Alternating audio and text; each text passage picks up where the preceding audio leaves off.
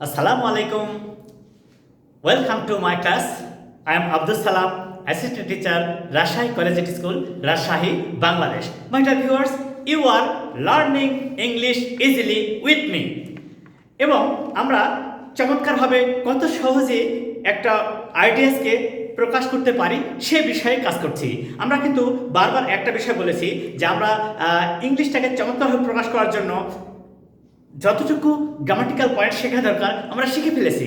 এখন এই শেখাটাকে বাস্তবে প্রয়োগ করার জন্য আমরা বাস্তবে কি কি বিষয় দেখি, কোন কোন বিষয় কাজে লাগে, সেটা কীভাবে ইংরেজিতে চমৎকারভাবে ব্যাখ্যা করা যায়, বলা যায়, প্রকাশ করা যায়, সেটা নিয়ে আমাদের আজকের ভিডিও। আশা করি শুরু থেকে শেষ পর্যন্ত দেখবে এবং তোমরা যদি সঠিকভাবে দেখো তাহলে নিজেরাও এই ধরনের সেন্টেন্স লিখতে বা বলতে পারবে। আজকে দেখো তো আমরা কি নিয়ে কাজ করছি। আমার গা বমি বমি করছে, এটা কিন্তু অনেকেরই হয়। Most of the people feel such kind of situation in their life, even it is to me. Okay, আমার গা বমি বমি করছে, তাহলে কি বলছে? I feel nausea, NAUSEA, nausea. I feel nausea, আমার বমি বমি লাগছে। দেখো আমরা কিন্তু ইংরেজি শিখছি বাস্তবে ব্যবহার করার জন্য, আর আমাদের দৈনন্দিন জীবনে যে সমস্ত ঘটনাগুলো ঘটে এবং যেগুলো ব্যাপার আমরা সম্মুখীন হই সেটা যেন চমৎকার করে ইংরেজিতে প্রকাশ করতে পারি, এই জন্য কিন্তু আমাদের এই চ্যানেলটার কাজ। My class is to inspire you and to help you to speak English and write English nicely. দেখো আমার গা বমি করছে, কত বাস্তব একটা সেন্টেন্স। এটা কিন্তু বেশিরভাগ মানুষের জীবনে ঘটে।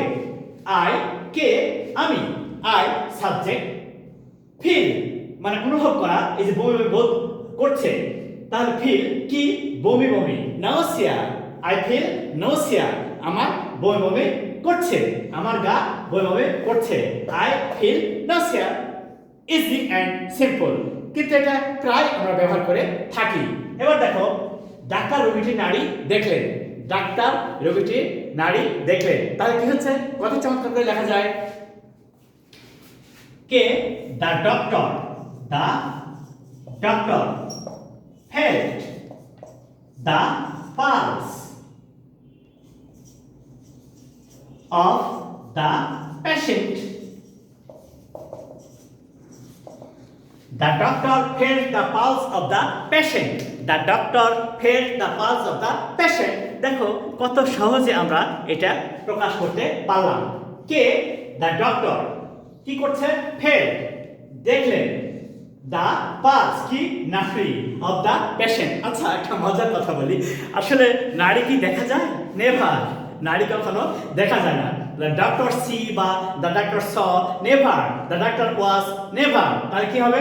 অনুভব করা। ফেল মানে অনুভব করা, এখানে ডাক্তার রোগীর নাড়ি অনুভব করেন, যেটা স্মার্টলি কাজ করছে কিনা বা ট্রাবল আছে কিনা, এইটা হচ্ছে feel.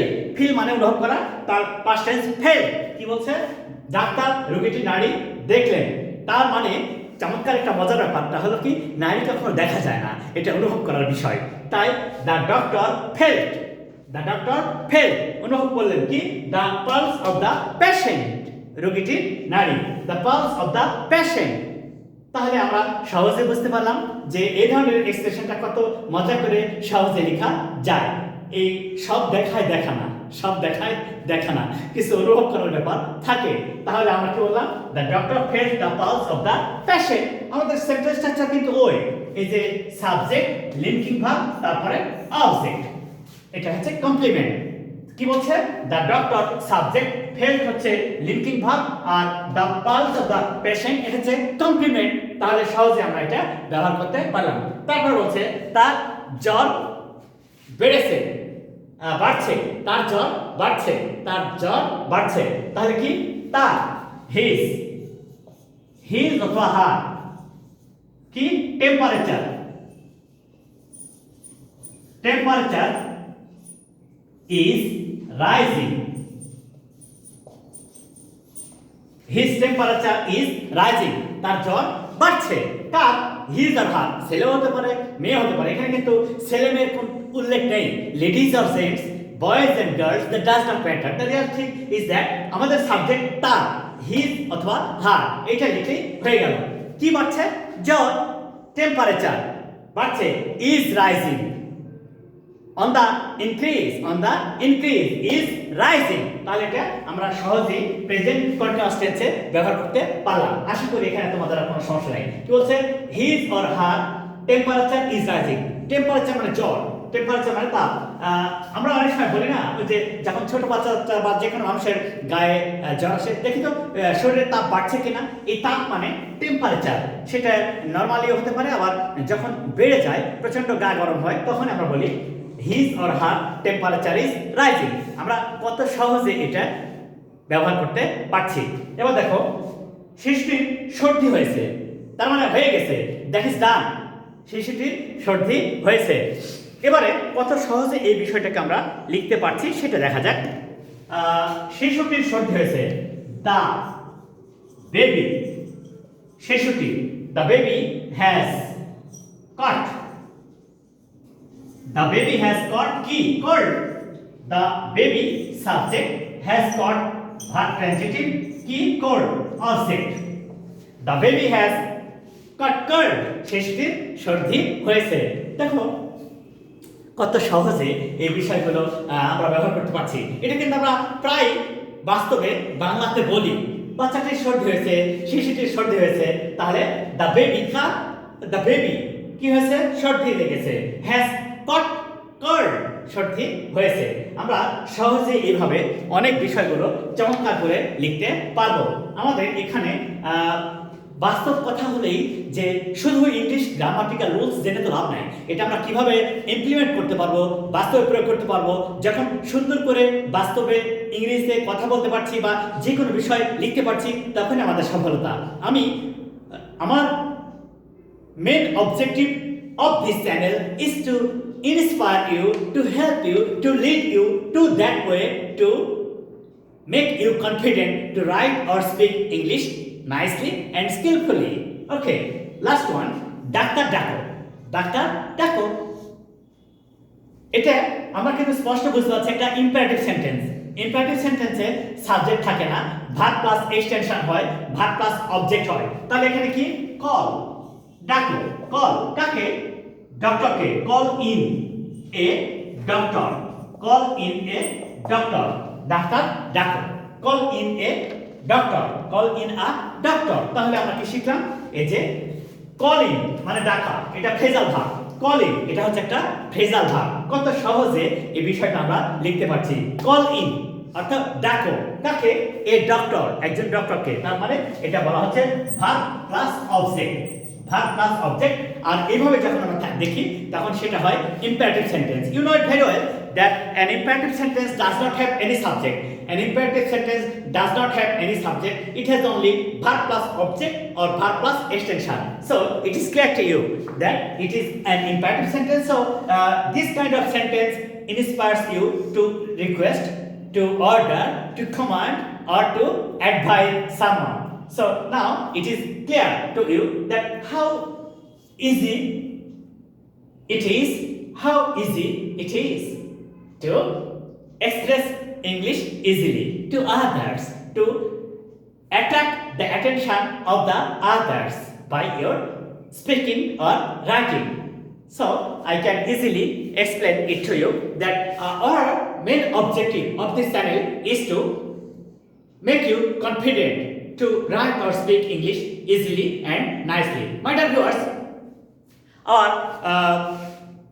videos will be on for long time, and all the videos will help you to be confident in English. আমি আশা করছি তোমরা আমার ভিডিওগুলো নিয়মিত দেখবে এবং সঠিকভাবে এর ব্যবহার করবে, নিজেরা বাস্তবে প্রয়োগ করবে। আমি কয়েকটা উদাহরণ দেব, তোমরা নিজেরা বাসায় সেটা কমপ্লিট করবে। এবং যদি কোনো প্রবলেম ফিল হয়, ওই ভিডিওতে যে কমেন্ট সেকশন থাকে সেখানে আমাকে লিখলে আমি সেখানে এক্সপ্লেন করব। আশা করি তোমরা বুঝতে পারছো। Please be careful and you can write it now. Just now you can write it, and please practice it at home, which can help you to write more and more sentences in this way. এবার দেখো তো, সে স্টেশনে গেল, শানে গেল।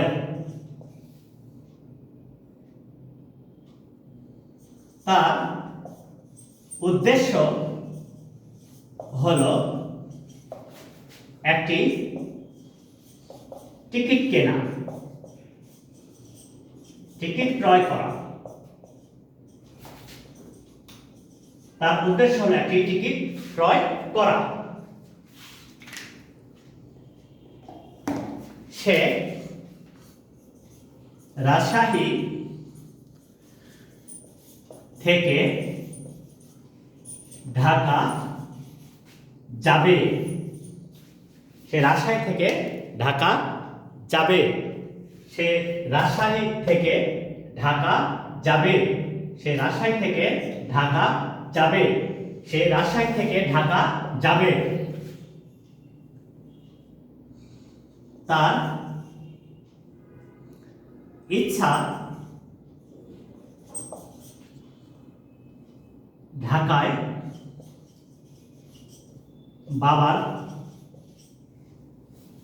বাবার সাথে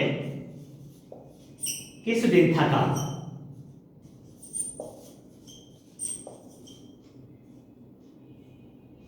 কিছুদিন থাকা। সে আবার ফিরে আসবে।